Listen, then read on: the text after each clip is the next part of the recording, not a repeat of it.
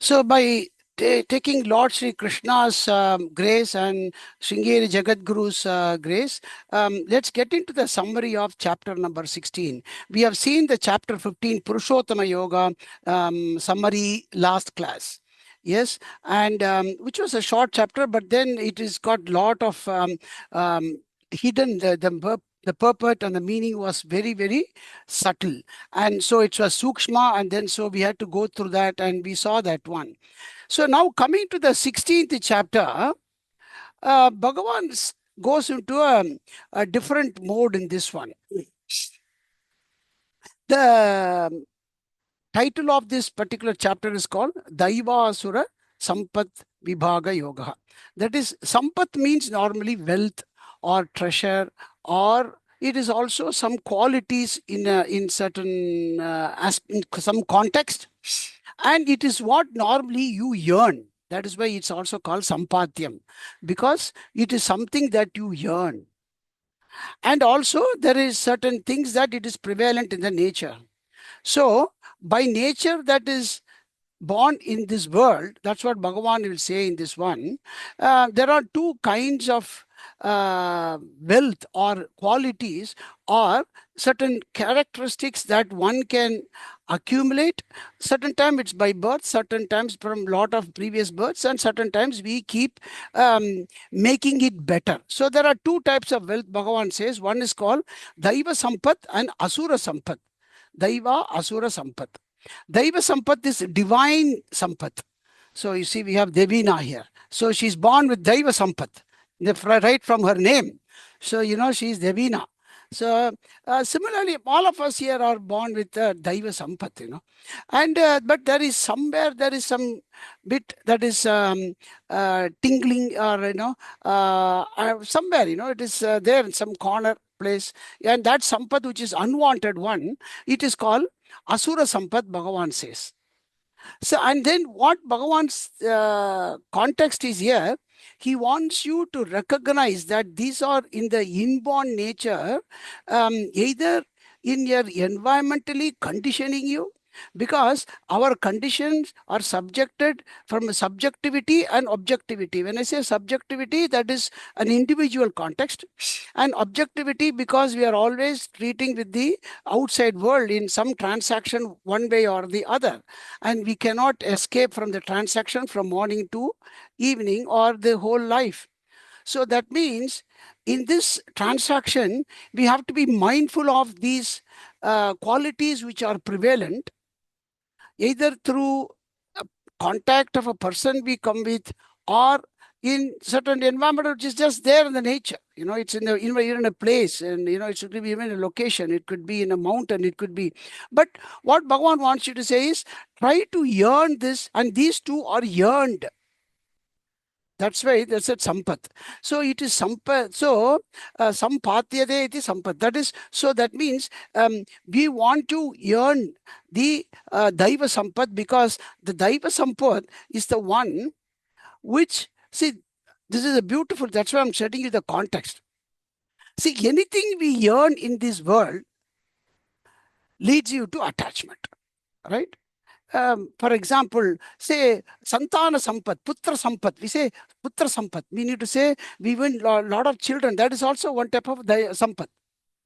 Graha Sampat, lot of house. So Vahana Sampat. So all these things are called Sampat as well. But what we have normally understood is, whatever we earn in this world or we accumulate in this world leads you to attachment. And so is there some sampat that we can yearn still? Because yearn means what? Without you knowing, it comes and sticks onto you. When I say sticks onto you, in our subjectivity of this context individual that we are born, whether you like it or not, it comes. You visit a place, you see something, good, bad mixture, that goes into your memory, because the eyes register those incidents, those events. You watch the news, something registers in the events, good, bad, but then this also conditions you. Nobody can be outside of this. We cannot shun our eyes and then be not impacted by it. But then what Bhagavan wants to say here is, there are certain good things, yes, you can yearn, which can, so everything is in a kind of attachment. That's what I wanted to say first. Anything is leading you to attach in this world. Yeah, but then is there something which, though I am being engaged in this transaction, still can lead you to moksha? Bhagavan says, yes, there is one. So I'm going to slightly start this chapter in a different context from not from the first shloka. From the sixth shloka, I'm going to start. Then I will come to the first shloka. This is how my guru also started for me, Omkarana Swamiji. So what Bhagavan says, Dvau Bhuta Sargau Lokesmin, Dvau means two. So there are two sampat hai, Arjuna, Bhuta Sargau. Sargau means this creation. Asmin Loke, Asmin Sargau. So in this loka, there are two type of sampat, Bhagavan says. One is called Daiva sampat, one is called Asuri sampat or Asura sampat. Asura sampat we don't want, we said. Means it has got a character of Asuras. I'll come to that later. One is called divine aspects. So, but then he says, Daivo Visharasa Proktaha, and then sorry, here. He says, again going back to 5, Daivi Sampat Vimokshaya. So there is one attachment, though we say anything we learn at a time, there is one thing you can yearn, Arjuna, in this, which will take you for moksha, will release you. So that means this is a beautiful, yes, and so I would say this is probably the most important shloka in this particular chapter. Daivi Sampat Vimokshaya. So from this Bhuta Sargau Lokesmin, from the Daivi Sampat, use useful this Daivi Sampat for moksha, Arjuna. And Asuri Sampat Nibandaya, that will attach you. So in my transactions, in my registrations in my mind, in my characteristics that attribute that I may not accumulate, that I may imbibe, that somehow it may come into me. If I can somehow, because you cannot completely go immune completely like that and go, but something will stick on to me. If at all something has to stick on to me, let it be a divine aspect. Let it be a divine sampat. Because why? It is exactly going to release me. So there is a yearning that I can yearn from this loke for vimokshaya, because my aim is to moksha, that is for detachment and then to release from this particular creation. I don't want to be born again and again. So that means this Daivi Sampat is a beautiful treasure that I want to earn, and this Asuri Sampat, without my knowledge, if at all were to come and cling on to me, I want to shed that and then keep away from that. So that's the purpose of Bhagavan's giving you these two qualities. So in that you have got very clear. In this, nobody can escape from this one. We're born as us in this world. And then, now we will go back to the shloka number 1. Now we will go to shloka number 1. So when shloka number 1, Bhagavan, when he wants to start, he starts with the Daivi Sampat. But again, the context for this one is also set from chapter number 9. I think shloka number 13 and 14. That's why I opened this.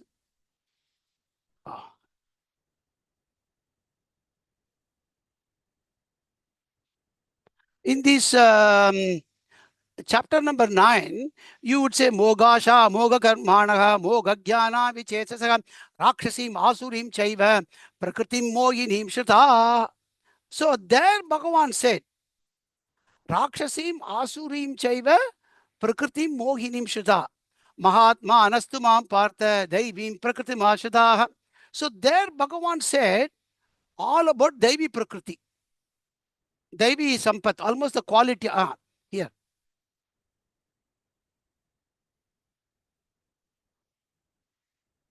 That's why I say sometimes, it's good to, correct, 12 and 13. So That we see one Rakshasim Asurim Cheva Prakritim Mohinim Shataha. So Bhagavan is now concentrating upon this Rakshasim Asurim Chaiva. He didn't explain anything at that time. Just coming back to the context. At that time, he says Mogasha. Mogasha means all wasted efforts and wasted actions and wasted knowledge. All those things are the Rakshasim Asurim. In this Prakriti, Mohinim Shritaha, also he says it is going to delude you, it is going to get you attached, and it is going to be making you more sorrows and difficulties on this in this world, not and put you into more and more sorrow. And then at that time, Bhagavan straight away went to Daivim Prakritim, because yet Mahatmanastu Mam Partha Daivim Prakritim Ashritaha. So we all want to be this Mahatma, who ashritaha. They are one who are all the time ashrayam. That is, they follow, they conduct themselves in the Daivim Prakritim or a Daivi Sampat. And that is a lot of things like Bhajanti Ananda Manasaha, they Bhajanti Mam, Nyatva Bhutadi Mave, all those things he said. So, but he didn't explain much about the Rakshasi Masurim here at all. So he is continuing this portion in the chapter number 16. This portion. Rakshasim Asurim Prakriti. So that's the context. Even Shankara Bhashyam says that. Okay. Now we come back to 16. So this is where the Gita, as I told you, going back and forth really helps you get the context right. Okay. So coming back to the chapter number 16. Chapter number 16. So Daivim Prakriti, Bhagavan starts straight away.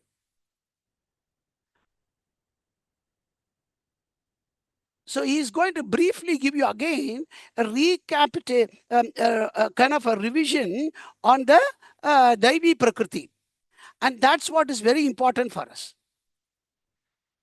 So in the start one, Abhayam, Sattvasham, Shuddhihi, all those things, in the chapter number 13, we saw value of values, that Ama, Nitvam, Madam, Bitvam, Ahimsa, Kshanti, Rarjavam, those 40 values, along with that, add these values as well. I will send you later. And these values are beautiful, and they are about, I think, 23 words, which are very, very nice. And then we will quickly get into the Asuri Sampat as well, no problem. Just to recognize that, and Bhagavan at the end of that, he will say, look, I have described you all the Asuri Sampat, but the reason for that is Kama, Krodha and Lobha. So I'm just giving you good straight away into the chapter's summary. So that's what at the end of the chapter Bhagavan will say, the cause of these things is Kama, Krodha and Lobha. Kama means desire. That is, what can I say? Unending desire. The desire is so exponentially increasing with no purpose, one after the other. Those things. And then Lobha. That is, Lobha again is to have more and more and more Lobha. And then Krodha, anger. Kama, Krodha, Dwaram, that is the one that is going to take. So as far as you don't fall in that trap, you will never go into the Asuri Sampat. So now coming to the how to then inculcate the Daivi Sampat, the values in chapter 13 is very important. Here also Bhagavan says, these are the ones, Abhayam. So we'll quite quickly go through this in the next 10 minutes. And they are about, then I will send you the PDF of this one. There are about 26 Daivi Sampat. He shortly give a synopsis in the first 3 to 4 slokas, and which we will go. Abhayam, fearlessness. Free from fear, what? Anything at the end is attachment, all is for this life. What is going to happen in this life? You are guaranteed, if I'm going to have the Daivi Sampat, I am going to get in the next life, whatever I'm going to continue. Krishna is saying, the anything relation, anything what I have is temporary. So I'm totally fearless as far as this creation is concerned, because I've got nothing to lose as far as I have Krishna and the Shastra with me. That kind of a Abhayam. Then Sattva Samshuddhihi. This means here, Sattva means Antakarana. Antakarana means your buddhi, mind and everything. That one, apart from the body. the inner faculties. Sattva samshuddhihi. The inner faculty which we want to keep as pure as possible, meaning to say very peaceful, very quiet, and at the same time into Ishvara, Guru, and Shastram. Automatically it remains pure. So Sattva samshuddhihi. And Jnana Yoga Vyavastitihi. Remaining steadfast in that knowledge through the Guru and Shastram, as I said in the previous one, and also Vyavastitihi, that my wherever I am there, keeping my organs in control, that it is again going back to the knowledge what I have learned. For the self-knowledge alone. That is why Jnana Yoga Vyavastitihi. And Dhanam. And one of the greatest way to get rid of lobam is by doing donation, dhanam of anything in the right place and right time, which Bhagavan will say. And damaha, controlling all your external senses. Damaha, that is a dhamma, dhanam, dhamma. And that is for all those things right from the Ashtanga Yoga are the very good means in the dhamma. Because most of them in the Ashtanga Yoga, the first 5 is mostly for the external part of the control. So normally the Ashtanga Yoga is a beautiful practice to control the Dhamma. And Yajnaha. When you say Yajnaha, this is all the duties. Whatever duties that we got to do, like in our day-to-day life, yeah, including your karma yoga, and that everything that we do is a yajna to that. And swadhyaya. And swadhyaya is again, that is why it's called swadhyaya. That practice whatever we do, like, repeating your japa or this chanting, and also self-practice. That's a self-inclined practice, which is a lot of factors. And that this swadhyaya is a very time-bound. Every day if you practice, the time is very important because it automatically kicks in your biological clocks within your system to say, hey, I have to now chant this, or I have to do this now. Sit there quietly, or just, anything that gives you with the Shastram. That's Swadhyaya. That itself is a tapaha. But when you say tapa, 16th chapter, Bhagavan will say more about tapa. Tapa is austerities where you discipline yourself to, and this tapa is actually is sometimes, I won't say forceful exertion. It requires some effort. That is called tapa. Tapa normally means also, it's a bit of a heat. Meaning to say, it requires some extra efforts. Tapa requires some extra efforts. Like, for example, you can do a Mauna Vrata, or people say, look, I will probably fast during this one. All those things are tapas. Subjecting yourself into a discipline against its normal chain of action. That is tapa. And arjavam, honesty. Honesty, mostly this honesty must be to yourself, not compromising within yourself. Not compromising for others, no. Non-compromising for yourself. If this is the right way that I need to do, I will not give excuses to myself. And in my speech, in my words and thought, that's arjavam. And then ahimsa. Again, ahimsa is the one that we will make sure that I don't create any distress for others by word of my words, or by my actions, or by my bodily actions, or even by mind. And satyam. Here satyam means truthfulness. That I will only try to speak the truth. If I can't in that particular way, I'll rather keep quiet if it is going to be of a non-beneficial one. That also in the 17th chapter, Bhagavan will come more into that one. Akrodaha. And remaining calm and peaceful. And krodha is something that Bhagavan will say is the greatest pitfall into the Asuri Sampat. So the more and more we mature in this Gita Shastram, in the Jnanam, in the Shastram and the Guru Vakyam, as we go and more, we can ourselves see that one, that if we can totally smile away at some time instant that's unpleasant, the krodha automatically vanish. And the more and more we get out of that one anger, it could be on anything, and that again brings a Daivi Sampat. and Tyagaha. And Bhagavan Shankara actually makes the Tyaga into very high extent and says it's actually a ashrama sannyasaha. But as a grahastha, as most of us we are, to the extent that I can relinquish whatever my level of comfort into practicing oneself. It's not only the comfort, it is something that maybe one day you have to sacrifice. So the sacrifice, whatever we do into inculcate a Daivi Sampath is Tyagaha for a Grahastha. And Shantihi. That Shanti is a control of your inner faculties, remaining tranquil. I mean, to the sense, I will never get myself disturbed. Whatever may happen, whether it mostly that happens, either it is in our house or as we go meet our friends or when we go some transaction, I will make sure that my tranquility is never disturbed, and that is at no cost I will get it disturbed. And then Apaishunam. Apaishunam is a beautiful one. Apaishunam means, Paishu means normally, Paishunam normally means speaking of one person in his absence, in his or her absence. Speaking of one person is so Apaishunam is speaking about that person. So Apaishunam is to not to speak about a person in their absence. If that person is not there, it's mostly not useful. Do not speak about. That's what Apaishunam is, because these are pretty. Paishunam means talking about somebody in their absence.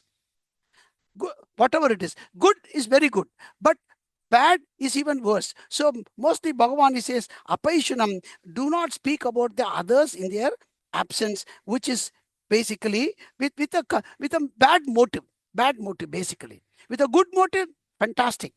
Bad motive, very bad, because that's only going to bring the Asuri Sampath in us. And Daya, as we know, Daya, the compassion, empathy, that is what is the Daya. And Shanti, Apeshanam, Daya, and Bhuteshu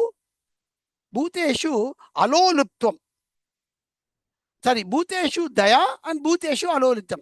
So the Daya is Bhuteshu in everything in this world, not only with people. Right? And then Aloluptvam.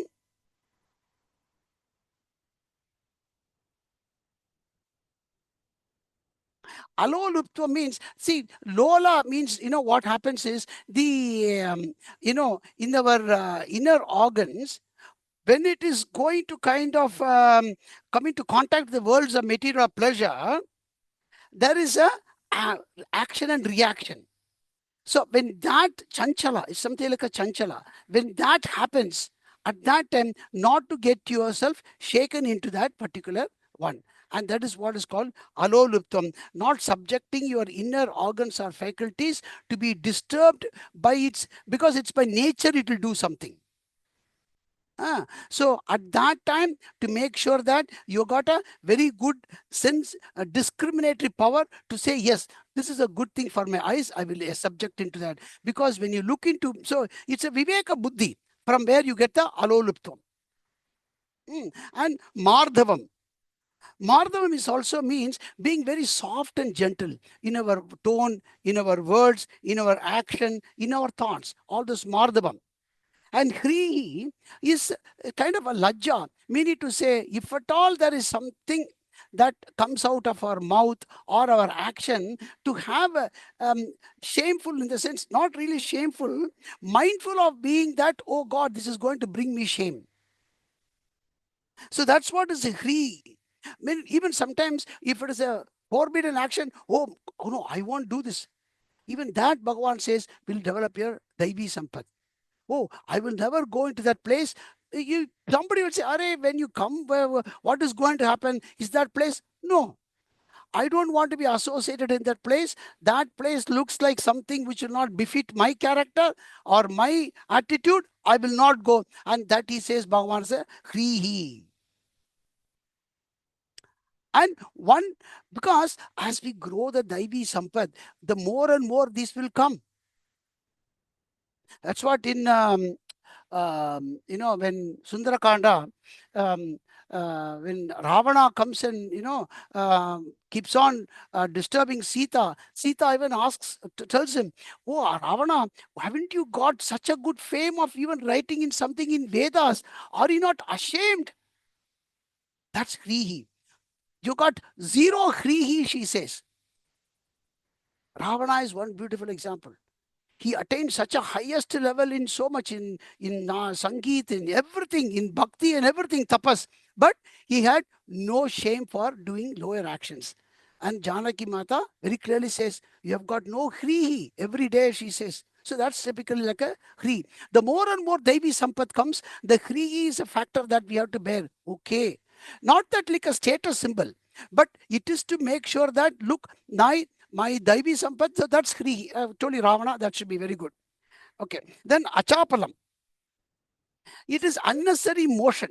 Basically, mannerisms. Basically, Achapalam is, Chapalam is, is a very chapal, means he's very much in motion all the time. That kind of a chapalaha.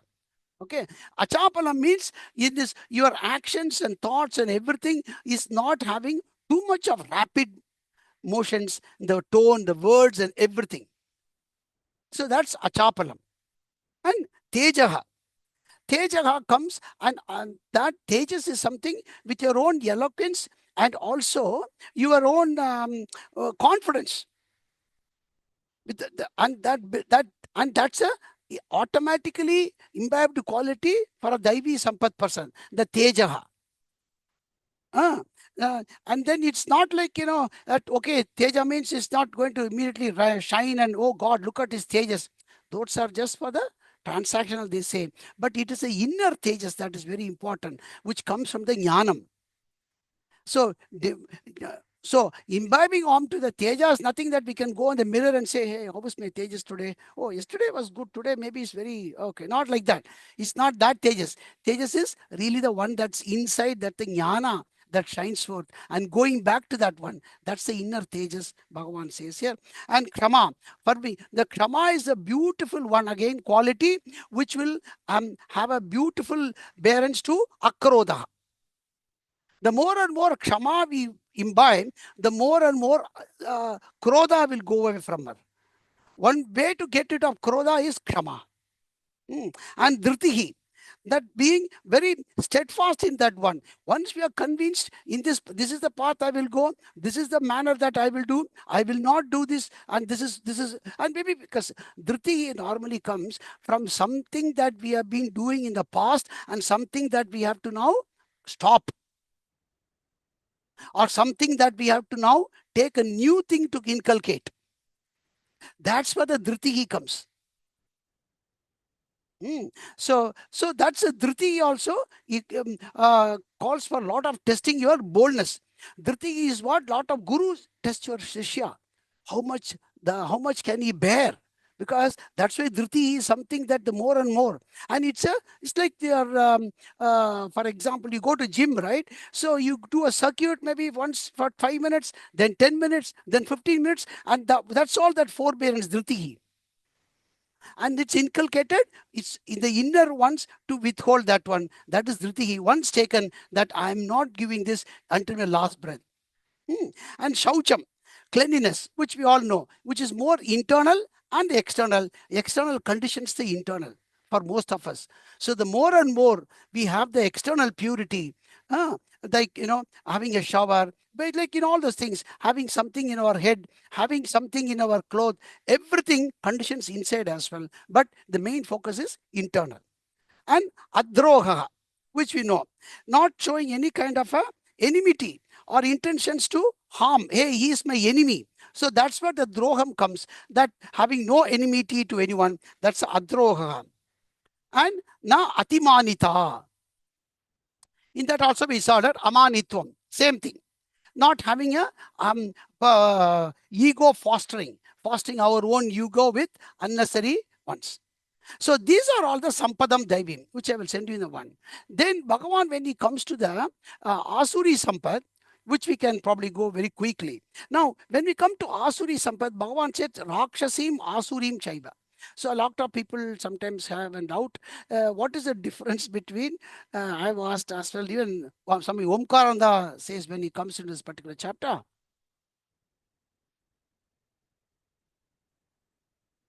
See, the Asuras, Asura Sampad, normally we, in our Puranas, they are classified into three types. Um, Asura, Dhanavas, and or Daitya. The Asuras also called Daityas. Dhanavas and Rakshasas. See, the Dhanavas is Dhanavas and Asura, their father is Kashyapa. Kashyapa had three wives, Aditi, Diti, and Danu.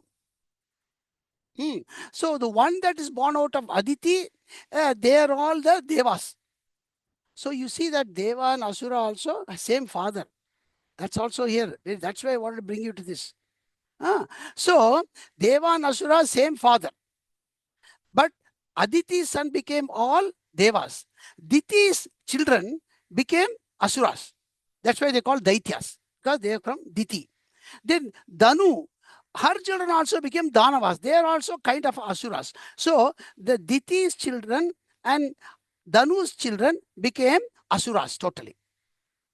Rakshas are a totally different lineage. Now, the only difference, very subtle difference between Asura and the Rakshasa. Asuras are in a way sometime, they can also become good sometime. Prahlad is one example. But Rakshasas are completely tamas and rajas. So what Omkarada Swami says, Asura also sometime can get a Daivi Sampat and he can become a moksha. The greatest bhakta is Prahlada.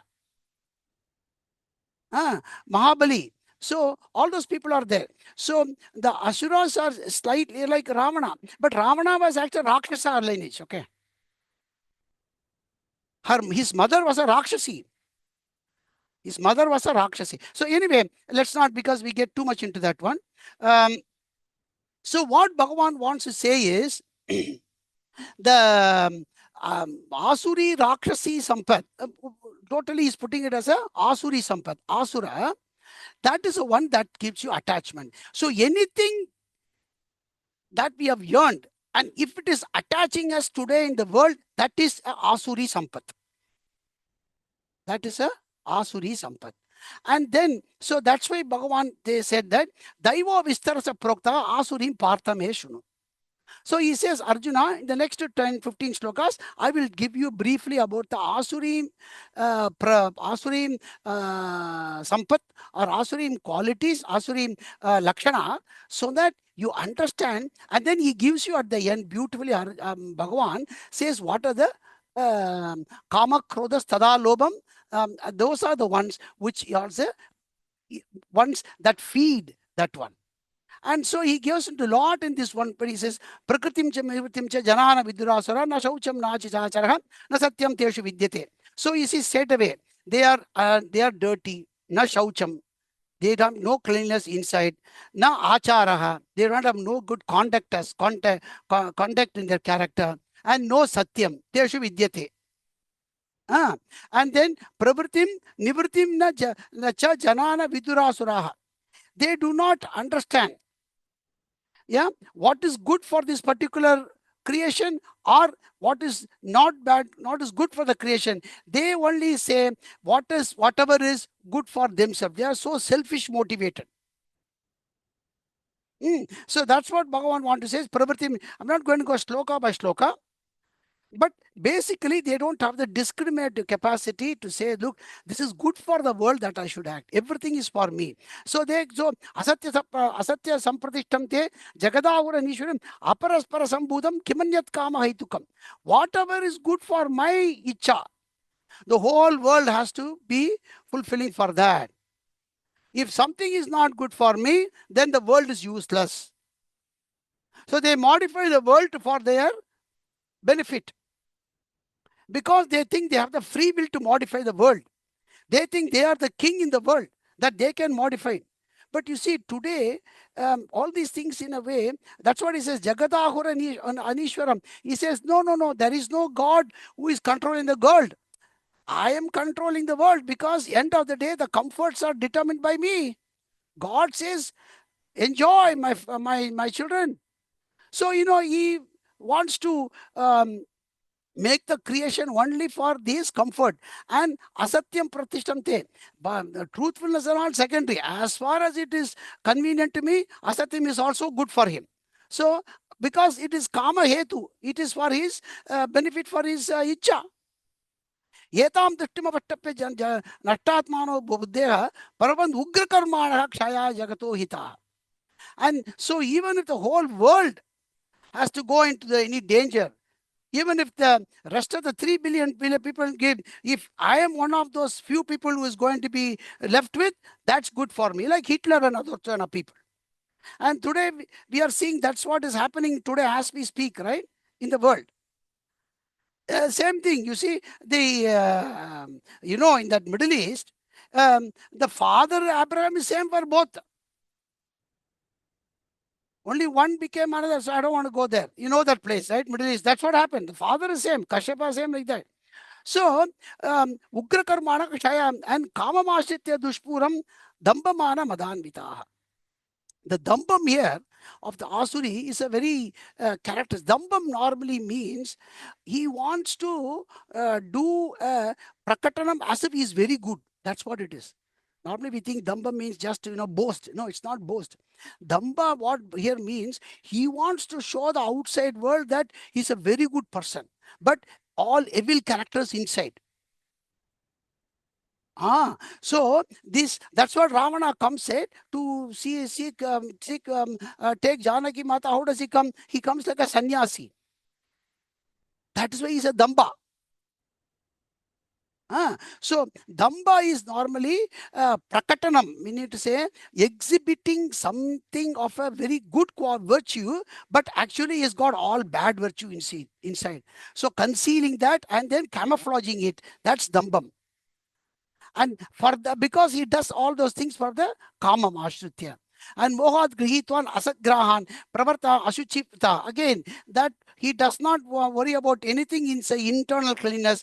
Whatever dirty job that I have to do, as far as it is going to benefit me and my Kamam Ashritya, Dushpuram, whatever it may be, then I will keep on doing it. And Chinta Maprimeyam Cha Pralayantanu Pashaha Kama Bhogabrahma Yeta. He says, and his all is Chinta. He's all the time worried about that only, because the more and more Rakshasa and Asuri Sampati yearns, the more and more it burns. And so he's all the time worried about when this will go, will be lost. So he's all the time in that particular thing of his chintanam, his thoughts are all the time only about that, how to keep those whatever that he has got from the Kama Bhoga Paramaha for my enjoyment only. And Asha Pasha Sadir Badaha Kama Krodha Prayanaha Igante Kama Bodham Anyani at Sanjayan. Whatever right meaning, wrong meaning, as far as it is in my desire that I have to get it, he will go and get it. Kama Krodha Parana. And for that, anger, his desire, everything, that's what is Parayanam. And whatever he wants to yearn, Idamadhyamayalabdam Prapse Manoratham. Whatever this world that it is has to be obtained for me, it is so, it's a kind of a free will that, not free will. The guy thinks anything in this world for me to consume. As a consumer, I have the right to consume the world. I don't have to worry about any eco balance or the another person that he has to have. No. As far as we survive, the rest of the world can go, but we don't mind. Yeah. So that's how that person goes. And Asomaya Hata Shatru Hanishecha. And he has that kind of pride and eager that I can finish everybody in this world because I have everything in my control. Today that's what I'm saying, right? Each one. I have the full resource in my hand. So I can ban it or I can consume it, and it's only for my consumption. As far as my consumption is free, the rest of the world can go to hell. I don't worry.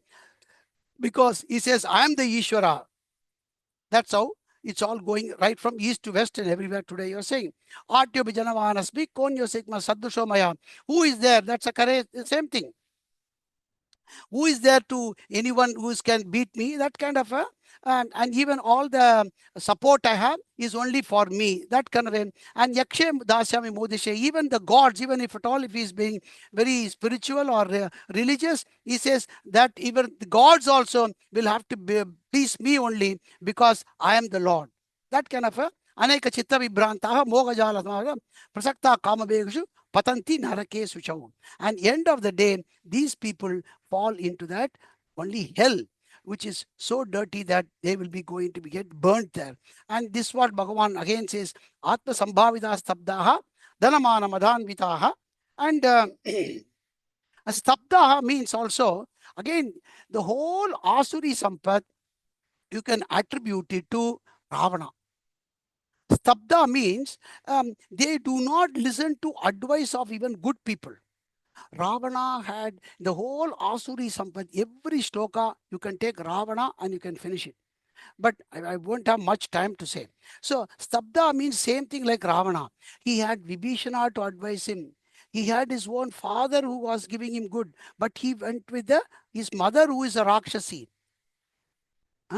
So so even with a good advisor, because they do not know to bow down to the good advisors, so they are stabdaha, who don't listen to the good people, and so they can never be advised. That is why they got ahankaram balam darpam kamam krudam samsitaha mamatma paradegeshu pradvishantoba suyakaha. And this they said even as far as it is for my benefit, I do not go about anything in the world and everything. So same thing. Tanaham disha kruran samsara kripam asuram. This is also beautiful, you see. What Krishna says here, Arjuna, I make them again and again be born. Ashurim yonishu. Their birth also again and again. They go and burn in that house where there is more and more Asuri Sampat. So you see this Asuri Sampat, how it can very quickly entangle you into such an extent you will not even know, because you will think you are in such a kind of a beautiful comfort. And Asurim Yonimaparna Muda Janmani Mama Praya Kaunte Tato Yant Adamam Gatim. And this is how they will be rapidly taken to downfall. So, today in the whole world, there are lots of people which is going in this direction, and again, Ravana fits into every one of this. And Trividam Naraka Sedam Dwaram Nashakam Atmanaha. So that is why Bhagavan, he says, look, all the indications I have given you in this Asuri Sampad, the three main factors, which even as we, most of us are, like even Arjuna, Bhagavan says, that only three things, Kamaha, Krodaha, Lobaha.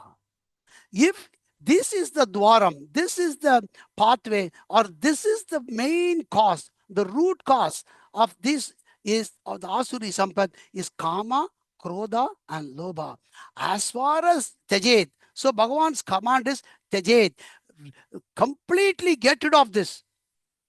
Get rid of this. Not even 1%. Whenever this comes, nip it in the bud. That's what Bhagavan says in this, up to finishing the 21st shloka of the Asuri Sampad. Whenever this comes into you, Kamaha, Krodaha, Lobhaha, nip it in the bud, Daivi Asuri Sampad will automatically go. And Daivi Sampad will automatically take you to Mokshaha. And that's what Bhagavan says. Etai Vimuktaha Kaunteya Tamodvarais Tribir Naraha Acharat Atmana Sheyaha Tato Yanti Param Gatim. So the more and more so beautiful aspect up to this, what we have to get is, there are the Daivi Sampat, the 23 ones he said initially. And there is Lord said in that 40 values are values. And also in chapter 9. And Krishna is there, Sakshat, to give you that more and more of the Sampat through devotion. In this Kali Yuga, especially, that's the most easy, his Namasmaranam even. Rama, Rama, Krishna, Krishna, Shiva, Shiva. So, that one automatically gets you that one. That's why he said, Mahatma Anasam Daivi Bhajanti Ananya Manasaha. Nyatva Bhajanti Ananya Manasaha. Chapter 9. I'm going. So, these are all today very useful ones. The more we take into the Daiva Sampad, Asuri Sampad will fall down.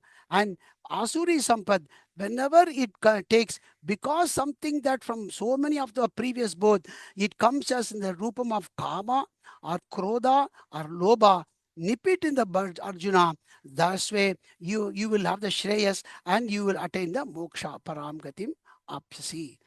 Karke? He finishes in the chapter 20, the shloka 22. And then he says, Yashastra vidhimutsrujya vartate kamakarataka nasadhidyamavapnoti nasukam. And also, the one of the greatest guiding factor for you, Arjuna, to all of us in this, as we yearn the Daiva Sampad, the Shastra and Vidhi. Shastra is also giving you the Vidhi. Vidhi means there are some rules and regulations which are well laid on with logic. Abide by them. And if that is not about the Shastra Vidhi, Nasukam Param Gatim, you will, the Nasisiddhima, the Daivi Sampad, you will never be able to attain. So Bhagavan then he says, Nasukam na Param Gatim, the Shastra, so he says, finishes, he says, Tasmat Shastram Pramanam, and please by heart this one. The first three shlokas and the last one. Tasmat Shastram Pramanam te Karya Karya Vyavastitau. Nyatva Shastra Vidanoktam Karma Kartum Aha Arhasi. Meaning to say, Arjuna, for all these ones, the Shastra, which is Anantam, but again I will give you, the Pramanam is Shastra. Because even the elders, the great Mahans, when they give you this kind of good values or good advice, they take the pramana from the Shastram. And so take their glue, take their guidance, and again do your research in the Shastram. Our Shastram, Ananta Shastram. Ananta Shastram, Bahuvedittavyam. Lord, we have to know. Alpascha Kalaha. Kala is very, very little. If you go and do a research, Bhavascha Vigraha. Lot of obstacles, even when you want to take one Shastram to read, go to everything, right? Ananta Shastram Bahuvedittavyam Alpascha Kalo Bhavascha Vignaha Yat Sara Bhutam Tad Upasitavyam. What we have to take is to Saram, yet Saram. And that Saram, how does it come? From the Guru Vakyam. The Acharya Vakyam. They are the people, and this Gita Shastram itself. But sometimes the Guru gives you very clear guidance. They are so much approach. Well, see, that is why our Sanatana Dharma is put to the highest pedestal. It could be even, of course, we can't go and ask a Guru, Guruji, I want to put my super in this one or that one. No, that's not for the one. But if you got some doubts in your actual Dharma Shastra, I'm doing like this every day, I want to get this one, or I'm disturbed by this particular thoughts or this particular actions. I'm not sure whether I'm doing the right one. I don't get Shanti out of this, or I'm again drawn to earn more wealth, but I do not know how to get. They give you the right advice. They look through you, the gurus. They look through you and give you the advice immediately. And their advice may sound very, very simple. But that has got so much of meaning, because their thing is to give you the advice that you can do immediately, which is what will be the context I'm setting for the next chapter. But this one is very important. Yat Sara Bhutam Tad Upasitavyam. And the next one is like that swan, because in this world, everything is mixed with water and milk. And like the swan which takes the milk, take that one particular from the world, because the world is filled up with lot of nectar. The world is beautiful. The moksha we are going to get through is through this world. And to get the world through the living through the world and getting that Daivi Sampat, which is going to, so we are going to earn something. If at all any loba, what Bhagavan wants to give you is, loba means to earn something, right? To loba means to get something. So he says, if at all you want to earn something, Arjuna, earn the Daivi Sampat. the divine aspects of qualities. Never mind, even in that you have some yearnings to get, but that will lead you into vimokshaya. Vimokshaya. So that is the main thing to inculcate through getting the Shastra, Guru Vakya, and then in all those qualities that Bhagavan is giving here. And only to that Asuri Sampat, Kama, Krodha, and Lobha. These are the three main things that Bhagavan wants to again give you the root cause. Because once we got the root cause, we can get rid of them, nipping it in the bud, even when we are taking the Daivi Sampat. So with that, I will finish with this summary of chapter number 16. And the Asuri Sampat, every shloka you go analyze and put Ravana in the picture and Duryodhana, but Ravana more so. Ravana more so, you will find that this chapter completely gives you how not to be as far as to be good Daivi Sampat to earn that one. With that, I will finish. Any doubt, Devina ji? Okay. Very clear, Babu. Thank you so much. Thank you, ji. Very, very nice. Okay. Yatish ji, Nalini ji, Shekhar Bhaiya. All good, Mama. Okay. It is very clear. Okay. Om Tatsat iti Srimad Bhagavad Gitasu Upanishadsu Brahma Vidyayam Yoga Shastre Shri Krishna Arjuna Sambhade Daivasura Sampat Vibhaga Yogo Nama Shodashodhyayaha Shri Krishna Arpanamastu. So the next chapter is beautiful. 17th, for imbibing the Daivi Sampat. And that is a beautiful one. Next one, because in that right from the food, right from the everything Bhagavan will give you. Shekharji, you want to say something? Yes, Babuji. Kanaka, she mentioned, sent a message. She was not in the team. Hello? Yes. Message இல்ல குரூப்ல இல்ல நானும் பார்த்தேன் குரூப்ல நீங்க மறந்து போயிட்டீங்களோ என்னவோ தெரியல. Okay, I will add. Okay, no problem. You please add. Yeah. Namaste. Last class I thought she attended. No. Video put. Okay, no problem. Can you see? Can you see video? Hello. Hello. Namaste. Look at the Devi kid there. Oh, so nice. Oh my God. So sweet. So sweet, so sweet. We'll have to listen to the recording. Yeah. Okay, ji. Okay. Hari Om, Shri Guru Bhyo Namaha. Thank you, Babuji. Okay, ji. Thank you. Thank you, Premataji, Atish Bhaiya. Thank you. Hari Om.